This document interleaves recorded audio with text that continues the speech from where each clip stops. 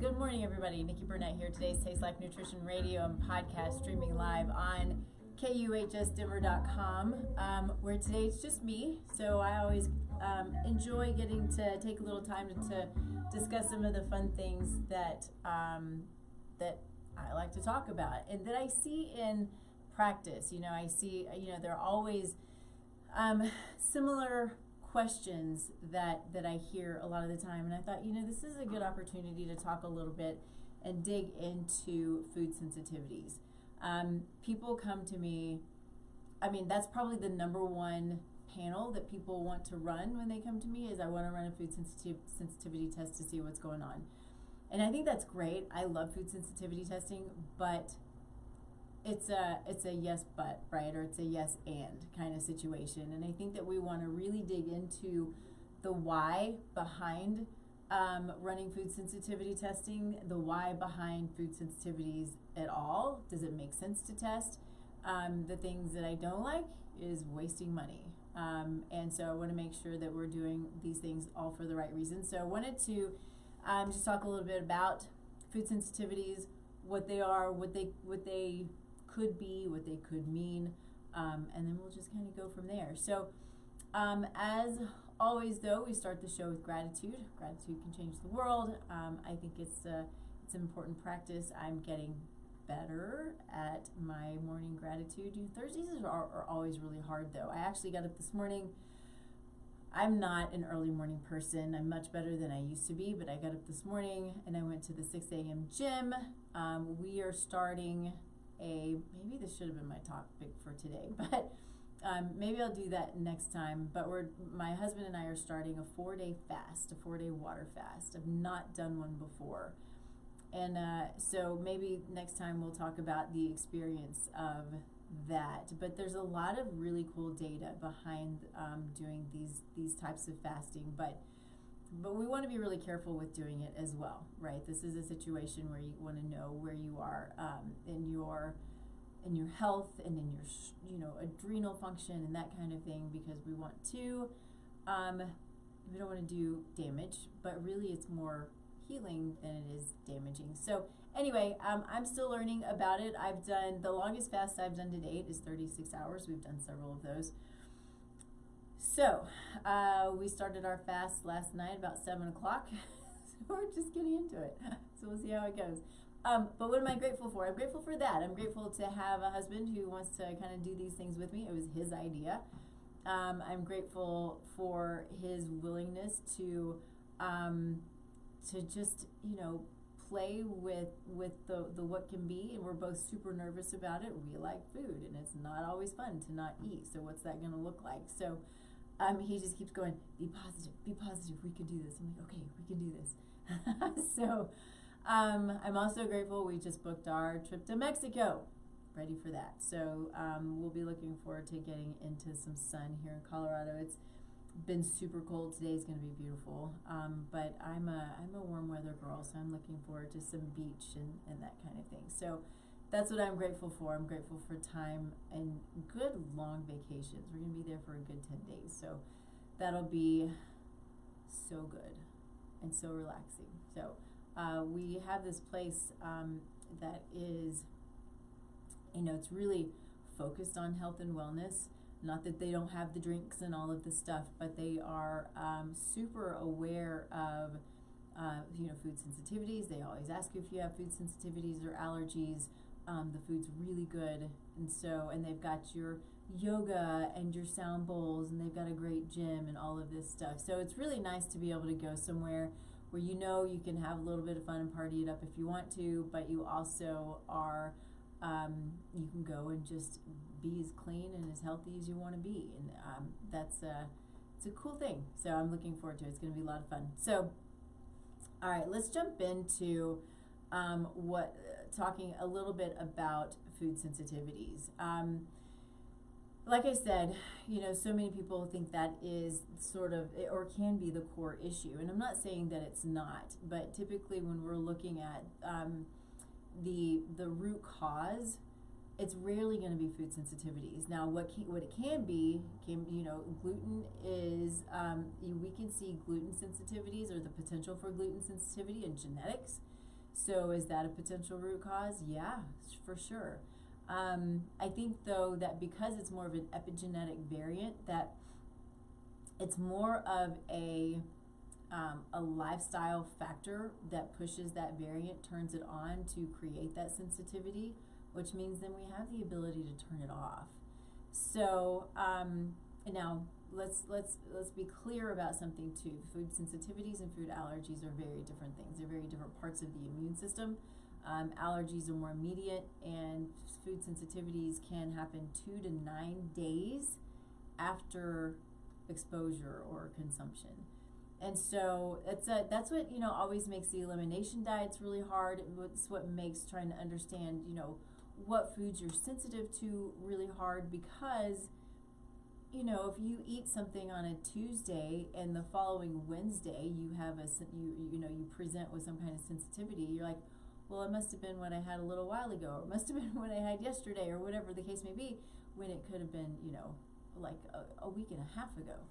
So it makes it difficult, but it's also fascinating, the way the body works and how it compensates and that kind of thing. Another issue that can be genetic, or another sensitivity that can be genetic, is dairy. We are born with enzymes that break down dairy when we're young, but then many of us, if not most of us, grow up and lose those enzymes, so we become more sensitive to dairy. That's also so there's a genetic component as to whether we lose those enzymes or not. And so there's a part of the world that keeps those enzymes, and I can't remember what it is, so I don't know this, but when we do genetic testing, especially the testing that I do at this point, we bring in ancestry, so we get to look at how food plays a role for you based on your ancestry, and then of course on your epigenome as well. So it's fascinating stuff when we can look at that stuff and understand that that your ancestry plays in where you're from, right? Generationally, can play a big role in whether you are able to break down and utilize dairy or not. It's pretty cool. So I have sensitivities to gluten, and I know this about myself, both in my genetics and the way I present. So I'll talk just a little bit about that because I think it's kind of interesting. And then with dairy, I should be fine with dairy, but I do find that with regular dairy, I get stuffy and snotty, and so that's not good either. So I want to do a quick dive into that because nothing is black and white, and I think it's important to understand that piece of it because there's so many factors that go into these things, and the fact that your epigenome is not a diagnosis, right? Your variants are not a diagnosis for anything. It is your potential, and so your potential is obviously what is possible, but it's based on lifestyle, right? That's what your epigenome is. So your lifestyle is what impacts your epigenome, and your epigenome impacts gene expression. And so, you've heard me say it 100 times over, and I'll never stop because I think it's so beautiful, but this is our God's gift of free will, right? So I make choices every day that's either going to benefit my epigenome and gene expression, or it's not going to benefit my epigenome and gene expression. And so, those choices are our choices to make. There are a few things that we can't make choices about, like I can't, the environment outside, right? I can't control those toxins, but I can control the toxins in my home environment. I can control the toxins that I put on my skin, that I eat, that I breathe in, that I drink in my water. And I can control what I put in my body. I can control stress levels. So for the most part, there are some of those things that are out of our control, right? So, but it's a matter of understanding how we can control our stress responses, how we handle maybe traumatic experiences in our past and that kind of thing. And sometimes it's stuff we've just got to get help with. But with gluten specifically for me, what I've seen. So there was a time early on, well, I was still, in my 20s and 30s, that I had massive acne, and it wasn't like all over the face, but there were these terrible pimples, and then they would just get worse and worse, and it changed over time, interestingly enough, that it went from just little pimples all over my face to these, I guess it was more like cystic acne, and they didn't do anything but sit there for months and months and months. And so I finally, as I was I'd gotten out of school for nutrition, and I thought, well, maybe I should just try this giving up gluten thing and see what happens. I learned all about it. I was like, maybe people don't do that well with gluten. Anyway, that's what it was for me. It was a gluten sensitivity. Went away immediately. And for me too, going back to how sensitivities can present 2 to 9 days later, for me it was 8 days, and I did it very intentionally. It's super fun to experiment on yourself, even when gives you pimples. But so I gave up gluten. All the pimples went away. I decided, okay, I'm going to try this out. I'm going to see what happens. So we went out, had beer and pasta in Breckenridge, and it was amazing. We had a great time. 8 days later, I'm got pimples on my face. So that's how it is for me, is 8 days later. Now, that was a lot of years ago. So we took a trip to Portugal a couple of years ago, and my intent was, I'm going to eat what I want to eat while we're there, right? European gluten, or European wheat, they don't mess with their food like we do. They leave it alone. They don't have the pesticides and herbicides and that kind of thing. And so I was like, I'm gonna give this a try. So did not have any pimples while we were in Portugal or when I got back. So what I have done since then is incorporated very clean, tiny amounts of gluten into my diet. I still will find that I get a few pimples here and there. It's way, way different than it used to be. So what I know is, typically those immune cells turn over. I mean, your immune system, the cells, I think it's 6 months, the immune cells die and you have more that come up, and so your immune system turns over, just like all of the other cells in our body. So we have this turnover period. And so over time, you're less likely to have these kind of responses because that memory, that cellular memory, is no longer there. Now, I think that because genetically I'm predisposed to having a sensitivity, then there's more to it than just the immune response.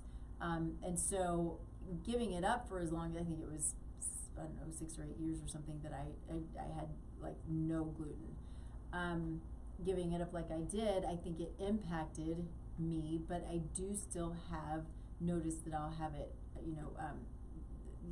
pimples every now and then. So I'm still very careful. The thing that, like having a nice beer every now and then, it's really what it is. My husband and I enjoy good beer, and so I will have a good craft beer, and then that's kind of it. I did have a piece of bread the other day, so it was really cool, amazing focaccia bread. So it's fun to go back and be able to enjoy some of these things, but I'm very careful about how I enjoy them. And where I went, it was heirloom grain focaccia bread. So I was like, okay, that's, it's a much better option. It's like, Portuguese, focaccia, it's European, right? So point to all of that is much longer than maybe it needed to be, but there's a lot of gray. And what I always want for people to learn is how to listen to their body and partner with their body, and have this understanding that the choices that you make, whatever that choice is, good, bad, or indifferent, right? The focaccia bread doesn't feed me, it doesn't give me anything, it's crazy carby, right?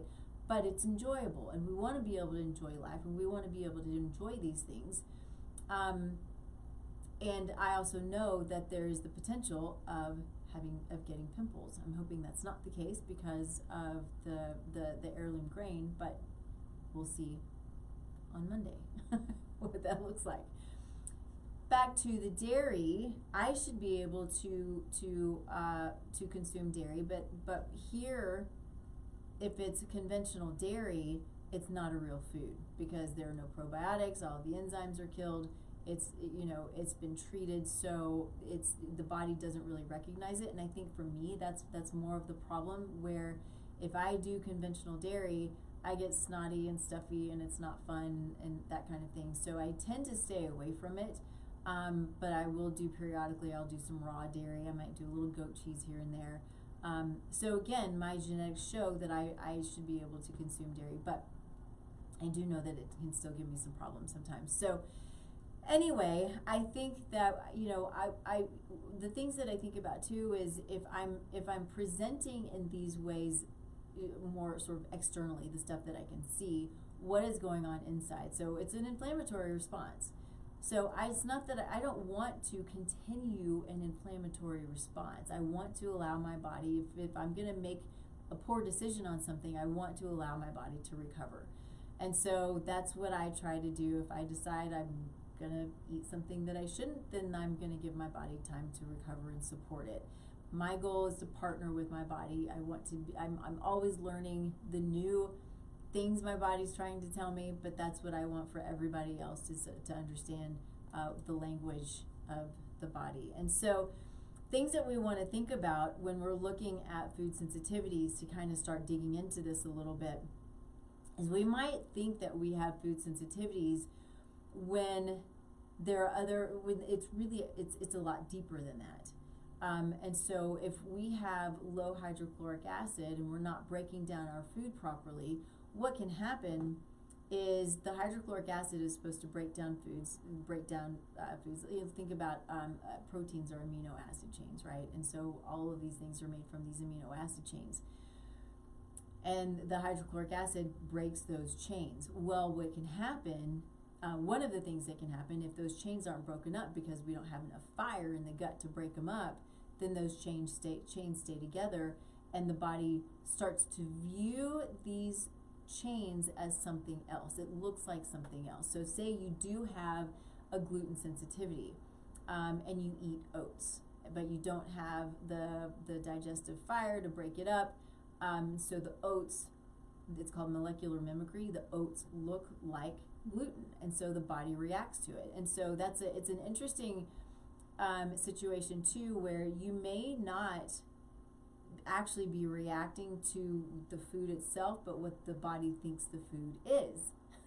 So it can get really confusing and very frustrating, and we can do these panels that look at molecular mimicry and can show you if you're actually, if something looks like wheat, right? So oats, and I'm trying to think of all of the things, coffee, I can't remember what all they are, but there's a list of things that have the potential of looking like gluten in the body. And so this cross-reactivity is a cross-reactivity test, right? So we can do that, and that can be super helpful if we know that there are some sensitivities. You give up gluten because we know it's genetic, you know you have a problem with it, but you're still reacting. So is it that the body doesn't have the ability to break it down properly, and so it's cross-reactive and you're reacting then? So great testing to do, but what if we know that you're sensitive to gluten, you cut out the gluten, we build your digestive fire, we build your microbiome, and we don't necessarily have to do all of the testing, but we do some of these foundational things that allow the body to work the way that it's supposed to. We add in digestive enzymes and hydrochloric acid, and then the body's like, okay, I've got this and I've got what I need to do, right? So the testing is more precise. The testing is data, so we can throw in lots of good data, but not everybody can afford the testing, and I get that. And so if we can then kind of backdoor it a little bit and say, well, this is kind of the foundation of gut health. Let's work on that. We want to build a robust microbiome, and we'll dig more into that as well. So, these things, it can be if we have low stomach acid, if we have low bile flow, right? Bile flow is super important. If we have our pancreatic enzymes are not, if we don't have, again, it goes back to a robust gut health, right? If our digestive enzymes, if we don't have enough of those to break things down, then we can start, these food sensitivities can oh gosh, I can't talk. The food sensitivities, what we think are food sensitivities, can come up when really it's more of more like a molecular mimicry, right? And so that's kind of what I mean if it's not being broken down properly. So, so when foods don't break down, they become more inflammatory because the body doesn't recognize them, or they look like something else. Let's see. So this can be common. So eggs and meat and fat, avocados, coconut, that kind of thing. So, another simple thing to do is digestive bitters. That's one super simple, super inexpensive.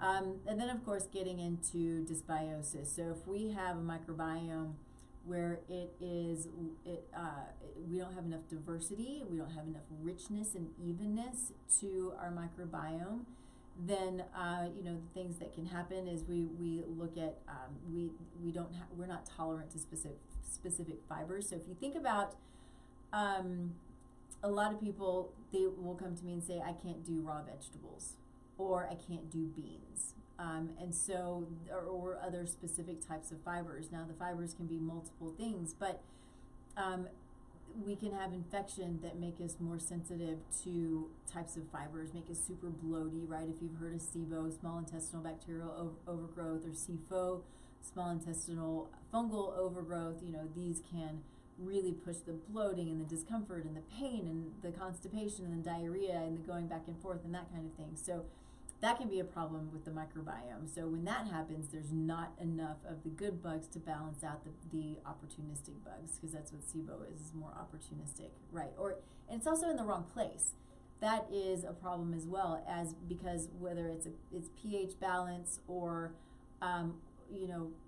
other factors, lack of good diversity to control these bugs, they move into the wrong spot and they're doing their job. They were supposed to be there in the large intestine, but they've moved into the small intestine and they create the junk, right? And it's not fun. It's not fun at all. And so there are a lot of times that things like legumes and, like I said, cruciferous vegetables, so your broccoli, your cauliflower, your Brussels sprouts, those kinds of things, a lot of people react to those. And it's not because of the food, but it can be because of low bacteria, like we're talking about, right? So you've got these bifidobacteria that are important in breaking down these types of foods. And then you've got your butyrate producers. So butyrate is a short-chain fatty acid that's in the gut. We are supposed to eat specific fibers that will help to build short-chain fatty acids, which feed our gut bacteria, which also support the gut lining of the intestinal wall, the intestinal lining. And also then when we're feeding our gut bacteria these short-chain fatty acids, then they also then produce more short-chain fatty acids. So it's really cool cycle that happens, and it's all super protective of the GI. But in doing testing, I see people low in short-chain fatty acids all the time, and that's going to create some junk and some symptoms, and it's super uncomfortable. And so we want to make sure that we're not just looking at the food, right? We want to ask the question, is what I'm eating actually the problem here, or is there an underlying cause? We always want to ask why. So often there are other reasons other than just the food, right? And so we can also look at things like histamines and salicylate overload. So these are spinach and berries and fermented foods. And so we can have genetic variants or epigenetic variants that make us low in the DAO enzyme, which is what clears histamine. And so histamines are high in foods. They tend to be high in foods that are degrading. And so it's a natural part of food, right? That's what it does, is it starts to degrade. So some people who have histamine intolerances, they can't do leftovers, like even a day leftover, excuse me, it can create a problem for them. And so that's not normal, though. It's not natural. It doesn't mean that that's the way that it's supposed to be. We want to address the underlying cause of why there's histamine intolerance in the first place. So yes, it could be the DAO enzyme is not active enough and you're creating a problem there, but there are other, or it can just be low enough, but the SNPs that can cause low DAO or HNMT, DAO, MAO, and poor methylation. So poor methylators can also have these issues. And so the things that we want to look at, not just eliminating the foods and not just saying, well, you can never eat leftovers again, because that's not the way it's supposed to be. It's more about addressing methylation. Let's look at liver support. Let's look at gut integrity. And so when we're looking at avoiding histamines or high histamine foods, then, and there are other foods that are naturally higher in histamines, but that's going to be more of a let's manage symptoms. It's not a fix. And it's same with something like SIBO. If you've heard of low FODMAP diets, the thing is, we've gone, we went from this place of sort of seeing this major ramping up of SIBO and SIFO, and everybody, and still people are doing this. Everybody's like, we got to do a low FODMAP diet. We got to do a low FODMAP diet. You do low FODMAP, which FODMAPs are types of fibers. It's an acronym for all of these different long names of fibers. But those fibers feed those bacteria that are supposed to be in the large intestine. They move up into the small intestine and they create, the bubbles, and they're, essentially kind of, farting and creating gas, and you get super bloated and uncomfortable, right? And so doing low FODMAP, what you're doing is eliminating these fibers that are there to build your microbiome. So doing long-term low FODMAP is a really bad idea. But sometimes we've got to do specific diets to manage symptoms, but it's got to be short-term. So low FODMAP is a short-term solution to manage symptoms, but it's not a long-term fix, right? And so same with histamines. You can do the low histamine foods, that's fine, but you're going to eat them again. If we're not fixing the problem, you're going to eat them again, and the problem's still going to be there. So we got to address the underlying cause. And so we did just talk about this a little bit already, but we have gluten sensitivity versus celiac disease. So we can have genetic SNPs that make us sensitive to gluten, but they also can push autoimmunity, including celiac disease. So knowing that's in our genetics is a really great way of mitigating risk. And so a cool story, I just thought about this. I did a podcast last night, and the question was, what is one of your, great stories? And I love this story because it gives us so much information about the power of food, but it also gives us information about the power of testing and the power of looking at our genetic makeup. And so quickly, I was working with a young girl out of Mexico, and the Mexican diet, right? It's, it's flour and it's corn and it's, hey, Henry, I just got a note that says that it's hard to hear me. Thanks, Taz. It's up loud. It's up loud? Okay. I don't know. That's what he said. He said it's hard to hear me. Yeah. So maybe it's it was on Instagram, so maybe it's just on my Instagram. Oh, it's on your phone. I assume so, but I don't know how to turn that up. So if it's hard to hear on Instagram, on my Instagram, or on the Facebook feed, that's what it is, my Facebook feed, then know that it'll be the podcast and it'll be better on the professional. This is just my phone that it's on, unfortunately. So, but it'll be better if you're wanting to re-listen to it on the podcast or on KUHS, the app. You can do that as well. But thanks for letting me know. Sorry, I didn't know that was an issue. Okay, cool. So where was I? Okay, so we were talking about the gluten sensitivity and celiac disease. So we were talking about the client that I had in Mexico. So, okay, so back to, lots of gluten, lots of dairy, lots of corn, that kind of thing. But that's, it's typical to their ancestry. That's the stuff that they eat. But, sometimes our genetics are not going to agree with us, right? So what happened was she came to me. She was 5'9", 18 years old, 90 pounds or 95 pounds. I'm not sure. I don't remember. Could not put on weight, pimples on the face, anxious, depressed, the whole thing. And so we go through the whole process, but essentially what we end up doing is we're going to run all of the testing. We're going to do her genetics, but in that time we're running the testing, we got about 3 weeks, 2 to 3 weeks, where we're waiting for the results to come back. So we do basic stuff. We take out the gluten, the dairy, the soy, the corn, the sugar, and we take those out entirely.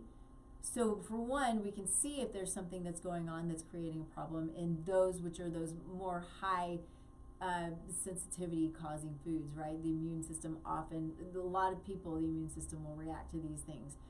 And so when we got her results back and we met, she was a different person already. Fascinating stuff, right? Really cool that she took those out and her face started clearing up. The anxiety went away, the depression went away. What's awesome though, I mean, so, you know, we had a lot of work to do to sort of repair the damage that had already been done. And so we did. But when we looked at her genetics, what is so cool is she had potential for autoimmune disease, and she had potential specifically for celiac disease. So what she and her mom, by intervening early, thankfully to them, is saved her likely a lifetime of illness, right? Because she was on that trajectory. And so we had leaky gut to clean up. We had all of this stuff to clean up, but we were hopefully able to mitigate any of these conditions to present. What's difficult too with women is because of our hormonal fluctuations, and we're so cyclical, like throughout our entire lives, we're cyclical in everything that we do.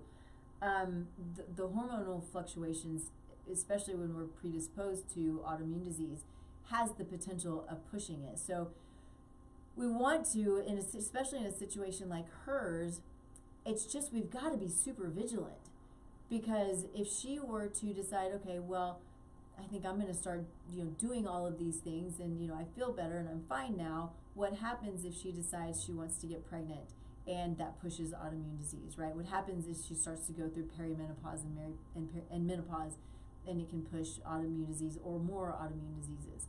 So we've got to be really, really careful with that, I think, especially as women, because of that.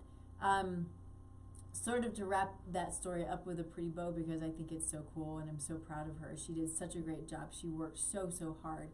But she went to nutrition school because of that experience. So warms my heart, but it's such a fascinating and amazing story about how we can move through this process of learning and understanding, and then again of listening and partnering with our bodies. So good. It's so good. Okay, so let's see. What do we want to talk about? I think I'm going to dig in a little bit to, let's talk a little bit about zonulin. So another problem when we have elevated zonulin, which is going to cause leaky gut.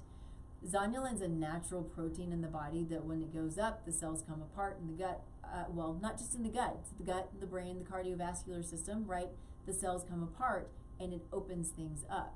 Now, it's naturally part of our biochemistry, but it's not supposed to be chronically elevated. So when it's chronically elevated and those cells are chronically pulled apart, and you've got food and toxins and bacteria and whatever going through the gut lining or the cardiovascular lining or the blood-brain barrier, things are getting through that are not supposed to. It's going to create a response. So it's in the bloodstream like, I don't know what this is. I'm going to start throwing up red flags all over the place, which is going to cause an inflammatory response, right? That is a normal, natural biochemical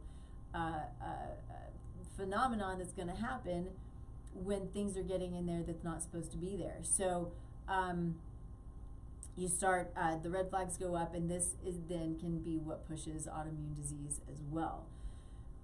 And so we want to make sure that, when we know something, that we're sensitive to something, that, we're clearing up that leaky gut situation. And so that leaky gut situation and the inflammatory responses can also push more food sensitivity. So when if I do a food sensitivity test on someone and I see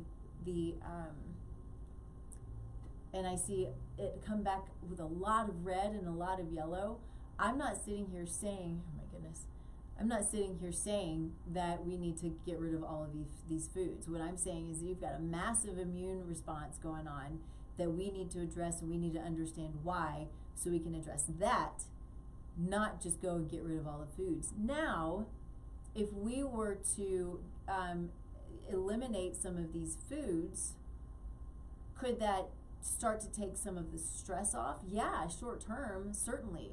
So do we want to take away these foods for a period of time so we're not pushing this immune response? That can be a really good idea. But what I don't want is for someone to come back to me going, what in the world am I going to eat? This is really frustrating for me, because they're already in a position of being frustrated. So we're trying to, it's kind of that fine line that we're trying to work with. What are we doing to manage mental and emotional health when somebody's really sick and food's not agreeing with them? And what do we do to get you feeling better and allow the body to start to repair? So it's working. Working with me as a team, working with your body as a team, so we can do what is mentally and emotionally feasible to create that repair, right? Okay, so let's move on to oxalates. Oxalates are interesting because we have certain foods that are high in oxalates. Spinach, almonds, beets, and they have the potential of forming these crystals, right? And so you can have oxalic crystals that build up in the kidneys. You can have them build up in the gallbladder, and they can build up in all these other places and create lots of problems. So joint pain, urinary pain, vulvodynia, fibromyalgia. So they, if we're not eliminating these oxalates well, and if we're eating high oxalate foods regularly, and we have the potential for being sensitive to oxalates, then it can be problematic. But there's a thing that's going on here. So we have SNPs that can, let's see, it's in here. Not that it doesn't really matter, but we have certain SNPs that can impair clearance of oxalates. So that's one thing. So when we know what our SNPs are, then we know how to manage them. We also have bacteria. So there are these Oxalobacter formigens. The words, I swear, I don't know who comes up with this stuff, the Latin stuff. But these types of bacteria that are in the gut that are supposed to be there to break down oxalates. If we don't have these species that are supposed to be there to help us with our food, because that's what they do in large part, then the oxalates, we're not breaking them down, and so they can build up. And so there are multiple factors in oxalates. We can look at oxalates in testing. There's oxalates in organic acids. We can look at that, and so it can help us understand if oxalates are high in the body. But we've got to understand why. Is it genetic, or is it a genetic variant? Is it because of the gut bacteria? Is it a combo? And then what do we need to do to support the body so we're not reacting to those? So I have a client who, I didn't know this, is a new client, but came to me with kidney stones. And he'd been eating spinach day in and day out for, I don't know, months and months and months, and ended up with kidney stones. It's like, okay, that's a problem. Obviously, let's not do that.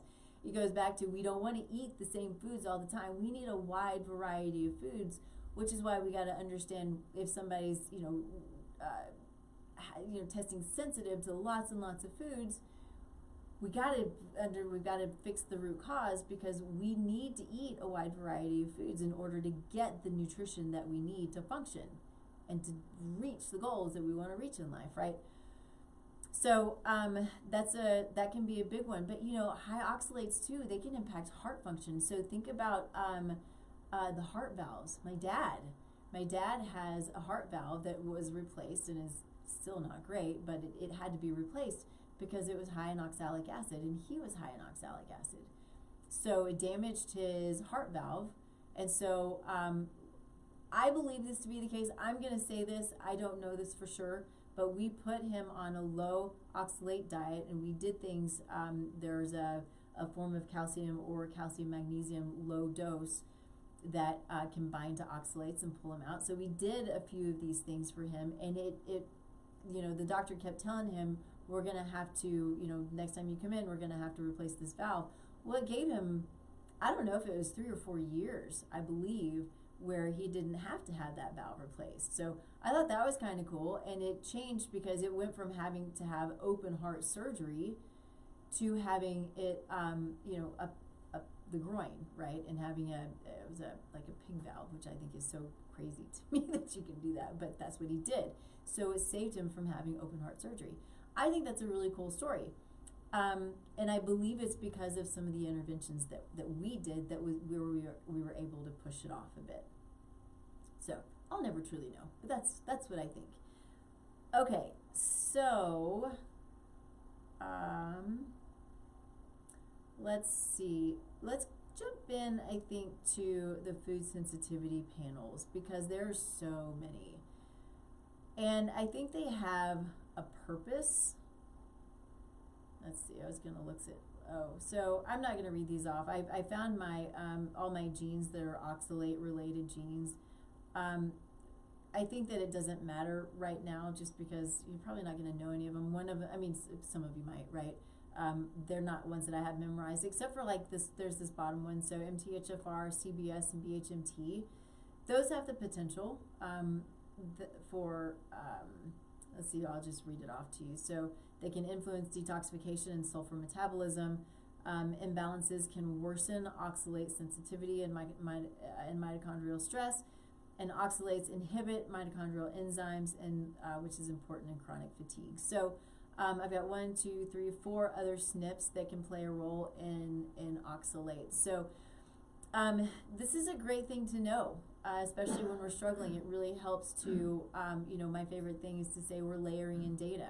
And so when we're layering in data, we're looking at history and lifestyle and food, but we're also layering in labs and genetics, and we can, layer in technology. The technology can be a great way of understanding where the body is right now. And so those are the cool things when we're really wanting to dig in, and whether it's reach goals, specific health goals, whether it's to optimize, whether it's to, continue that biohacking, anti-aging stuff, which I hate the term anti-aging. We're going to age, and we don't know when we're going to go, but it's about living the best we can while we're here. So it's pro quality of life, right? That's maybe what it is. But we do have the ability to turn back time a little bit biochemically when it comes to genetic telomeres, when it comes to cellular stress and mitochondrial health and that kind of thing. So the better, the healthier those are, the better our biological clock is going to work, essentially, right? So yeah, can we live longer? Sure, we can live longer as long as, we don't get hit by a truck, right? I mean, there are things that are going to happen that can happen, but we want to live well for as long as we're here. Okay, so we'll go into the food sensitivity testing. So there are tests. The one that I tend to use, I kind of go back and forth. There are a couple of them that I use more of. One of them, and so this is IgG only. So you have different parts of the immune system. You've got IgG, IgA, IgM, IgM being, let me make sure I'm right about this, but IgM being true allergy. No, that's IgE. Sorry, IgE is true allergy.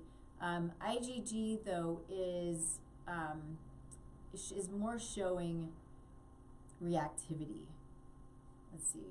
So it indicates exposure or tolerance, and so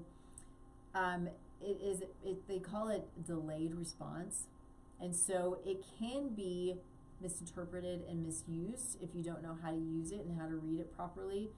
And so what we want to think about doing for a lot of people who are really reactive to foods is really looking at complement testing. And so I have started doing, I will do the Vibrant panels I really like the vibrant panels, but I also do complement testing. And so there's a company called KBMO that will do complement testing. And so that's showing how the immune system and if it's actively inflamed. So it's that current situation if you're taking in foods that's causing active inflammation. Now, it still doesn't mean that it's the food that's the problem. There's still going to be an underlying cause in most cases, right? So, I mean, KBMO will still come up with, people being reactive to bananas or to blueberries or something like that. And so, I mean, it's so rarely, I don't know if ever, but so rarely is it actually going to be a situation where it's truly that food. But the body is having an inflammatory response to it. So if we cut it out for a period of time, as we're working on all of the other stuff, then we can bring it back in and it won't have that inflammatory response. So that's what we want to avoid, is really create is not understanding where the inflammation is coming from and where the immune system is really reacting, because that can make a big difference for people and how they feel while we're working on the other stuff. Okay, so let's see, we have MRT, which is mediator release test, and so this measures white red blood cell response. So if we're looking at histamines, cytokines, and that kind of thing. So it captures non-IgG, non-IgE sensitivities. So it can look at pseudo-allergenic or histamine-driven reactions. This is not one that I've done, so I don't know a lot about it, but I thought it was important for us to discuss so you know what's out there. So it can be really good for chronic skin, gut, fatigue, or fibromyalgia symptoms, mast cell activation, and immune complexity. But it doesn't identify why the reaction is happening in the first place. So we've got to have context, right? So you've always ask the questions why. So there's a role for it, I think. Let's see, we can do, okay, we're looking at, so there's the Vibrant, also has specific wheat and dairy zoomers, which I really, really like a lot. So what's good about these is we're looking at both IgG and IgA specific protein fragments of gluten and dairy. And so what these do is they detect the early immune activation and autoimmune precursors, right? So it's digging deeper. It's not just looking at IgG, it's digging deeper into what's actually going on. So it can identify cross-reactivity. So we talked about cross-reactivity or molecular mimicry a little while ago. So for oats, rye, cow's milk, goat milk, that kind of thing. And so we can combine this with the HLA-DQ2 and 8 for a full gluten picture. So that helps us really understand our gluten sensitivity and reactivity and the potential for celiac disease. So it's really great for understanding neuroinflammatory issues, autoimmune disease like celiac disease, and leaky gut issues. So I really like, I will do a wheat zoomer way more often than I'm going to do a full-on food sensitivity panel. I think it gives us a lot more, it digs a lot deeper, it helps us to understand the bigger picture of what's going on, especially if somebody is potentially struggling with celiac disease. Okay, this is another one. So we were talking about lectins. So the lectins are essentially anti-nutrients, but we should have a robust microbiome that helps us to eliminate lectins. It's not a normal issue for us to react to lectins into other foods, but if we don't have the microbiome in place, that's what's going to happen. We're going to react to these things. And so Vibrant has a lectin zoomer, and so again it measures both IgG and IgA antibodies to common lectins, so wheat germ agglutinin, kidney beans, peanut agglutinin. And so lectins have the potential of binding to the gut lining and can trigger inflammation, but only if the barrier is compromised, right? But that's a lot of people. A lot of people have a compromised barrier. So high levels suggest gut permeability and immune activation. So we can also look at zonulin that helps us understand gut permeability, and help us understand if there is a need or not for lifelong avoidance, which there should not be a need for lifelong avoidance of lectins, right? If our gut is in place, in check, then we shouldn't need to avoid lectins for a lifetime. So this is one that we consider with joint pain, autoimmunity, bloating after beans or nightshades, right? Nightshades also has the potential of being a genetic variant. It's a detox genetic variant. And then intestinal inflammation or autoimmune flares. So again, it might be one of those things where we're looking at the need for eliminating foods for a period of time, but not for the long term. And then, let's see, same with the oxalates, right? There's an oxalate zoomer. I don't think I need to go through that. Well, except, the things that can be important, mold illness or candida overgrowth. So those are, they will produce endogenous oxalates. Yeah, so I think we hit that enough. So I think we're at a pretty good spot for talking about food sensitivities. I think that the major takeaway really is just don't stop asking why.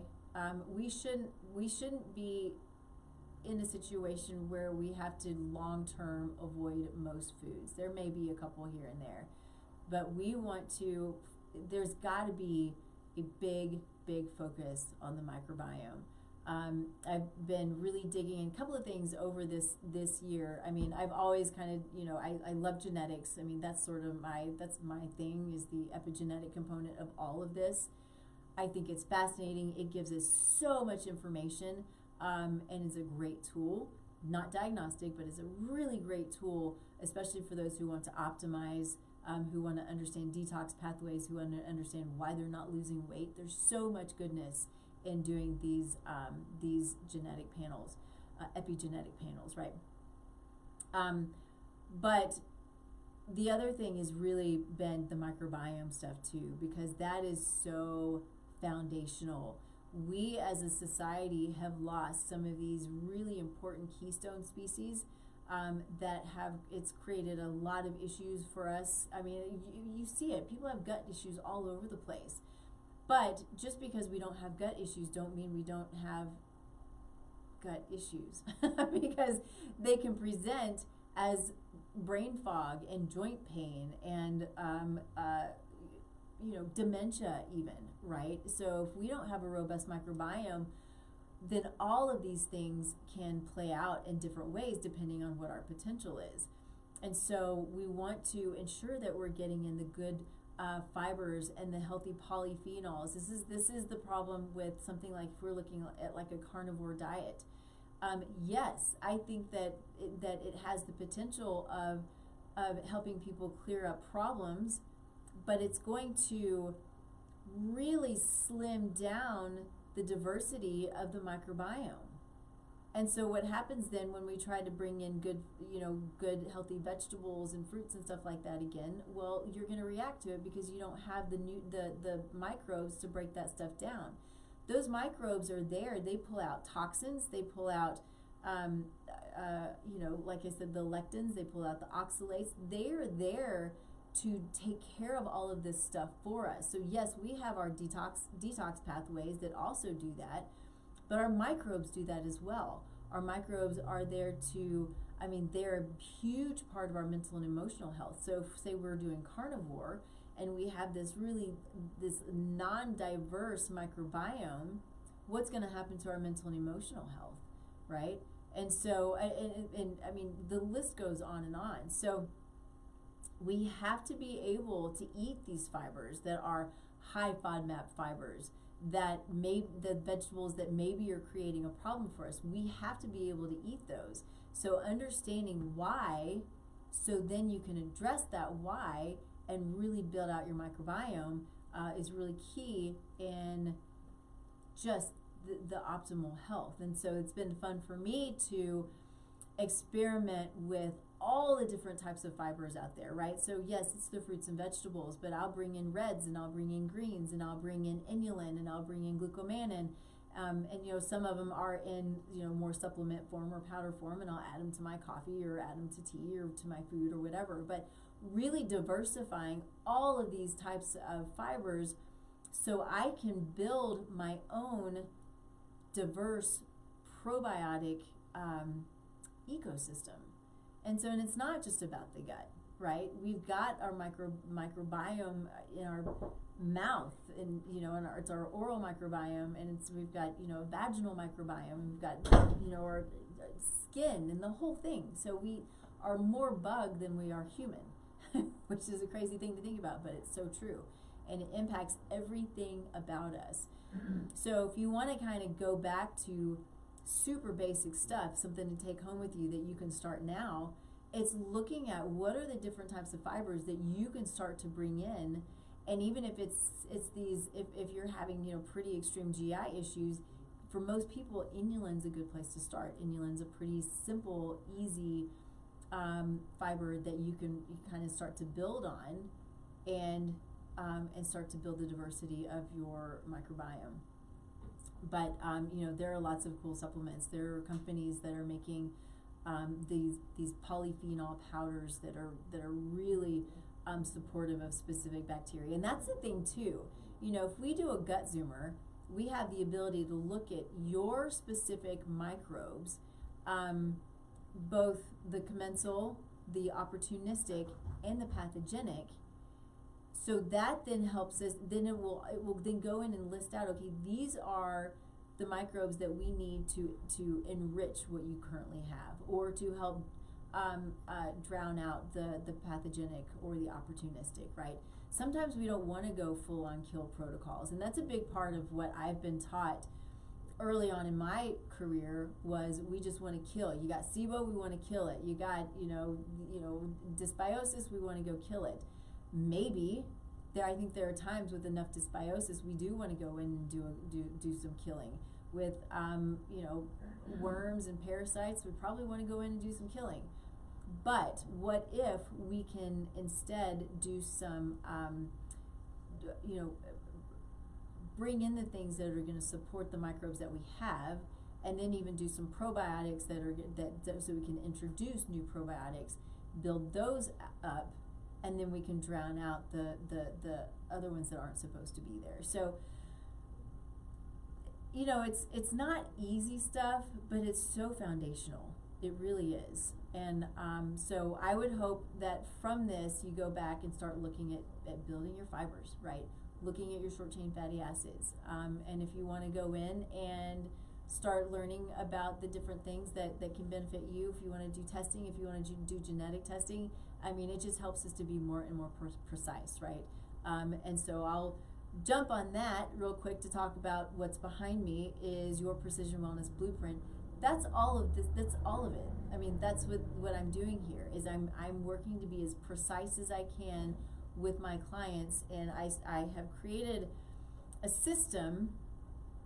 It's a starting point anyway, so that's what this piece is. It's a starting point. It doesn't include genetics and that kind of thing, but we're looking at body typing, we're looking at glandular typing, we're looking at gender and where you are in life and what your goals are, and we're putting all of these things together. I mean, it's a short intake. It's much shorter than my typical intake, so it's probably a 5-minute intake versus a 2-hour intake, but it's enough to get us started on a path that's still super individualized to each person, and it's inexpensive, right? So I'm doing it right now for $97. Typically I would charge $297 for it. It takes me a couple hours to do, and we do a 30-45 minute session, and we talk about it, and then you can take that and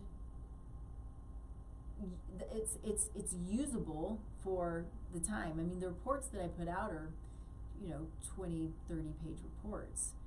Now a lot of that are just resources that I put in there. About half of it's just resources that I want to put in that can be beneficial to your situation, right? But the first half of it is literally your body type, what it's telling us, why you're reacting the way that you do to things, and what we need to do, and how we can manage based on the information that we have. And then if you decide that that's enough for you, then that's great. Then you can move on. It's something that you can take and you can build on. But if you decide you want to continue to learn and layer in data. That's when we can take the labs, we do a deeper intake, we do the genetics, if that's what you want to do, that kind of thing, and we start bringing in all of that information. It really helps to guide you, and especially with the genetics, you know, the body's dynamic, it's going to change, but the genetics, the expression can change, right? That's why the body's dynamic. But knowing your potential is the stuff that you take with you for a lifetime, and can really, really help you to know how to manage anything that's going on throughout the rest of your life. And what's beautiful too is your epigenome, it ripples throughout the generations. So if you are a family looking to grow your family, or if you're already growing your family, know that your choices impact generations ahead. It's awesome. It's beautiful. It's you know, it's God's gift of free will, and we make our own choices. And I think it's a great thing. It's certainly holds us accountable, right? It's our choice to live well or not, and that's okay. You know, everybody makes their choice, but I think it's a really beautiful thing. So I will stop there, get off my soapbox for a minute. I'm running a little bit behind, but obviously I'm sorry if you couldn't hear me. Know that you can go to, the show is everywhere. It is all over KUHS, it's all over Facebook, it's all over YouTube. It will be on all of the podcast sites next week, once we get it uploaded. So and feel free to reach out if you have questions about something that we talked about today. I'm here to be of service. I want to help to answer questions for you. You can always go to the website. I have a little assessment on there that you can fill out if you like, and happy to reach out to you. We'll chat about it and see how we might be able to help you, or if I can't, then we refer you. The great thing about having this show is I know a lot of people who are doing a lot of really cool things in this world, and are also of service and building really great businesses that are helping a lot of people. So yeah, that's what we're all about. So feel free to reach out. I want to make sure that we also mention our sponsor, Mountain Medical Concepts, Susan Drake. It's a really cool company where she is there to benefit the provider, which will then trickle down and benefit the patient, right? So she's got really cool IV therapies and nutrients and peptide therapies and metabolic therapies. She's got her VO2 Max by Pinoy. So lots of cool stuff that is really built around kind of that optimization. Also for chronic care, but that optimization, how are we biohacking, how are we working with the body to allow it to be the best that it can be. So all good stuff. So reach out to her, Mountain Medical Concepts. Let me know if there's anything I can do for you, and we'll see y'all next week. Thanks so much. Bye, everybody.